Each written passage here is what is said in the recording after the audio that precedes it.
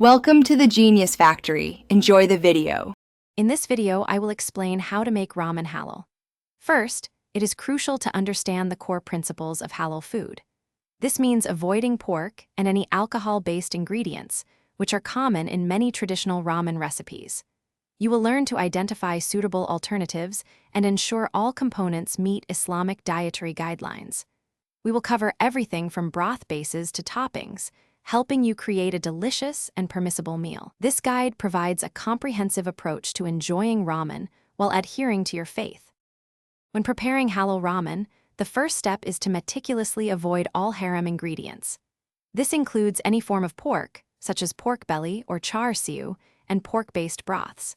Additionally, many traditional ramen recipes use mirin or sake for flavor, which contain alcohol and must be substituted.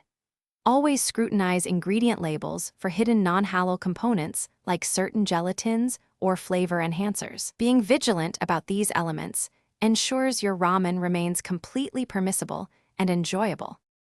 Building a flavorful halal broth is central to delicious ramen. Start with a base of chicken, beef, or vegetable broth, ensuring any meat used is certified halal. You can simmer about 2 pounds of halal chicken bones for several hours to create a rich stock. Enhance the flavor with halal-certified soy sauce, miso paste, fresh ginger, and garlic. Incorporate aromatics such as green onions, dried shiitake mushrooms, and a small piece of kombu to achieve a complex and satisfying taste profile, free from any forbidden ingredients. Completing your halal ramen involves selecting appropriate noodles and toppings.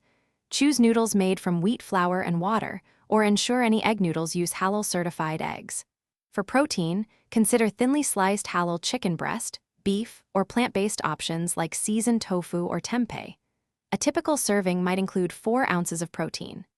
Garnish generously with soft-boiled eggs, sheets of nori seaweed, sweet corn kernels, and a variety of fresh vegetables like spinach or bok choy for a vibrant and wholesome dish. Thanks for watching. If you found this helpful, don't forget to like and subscribe.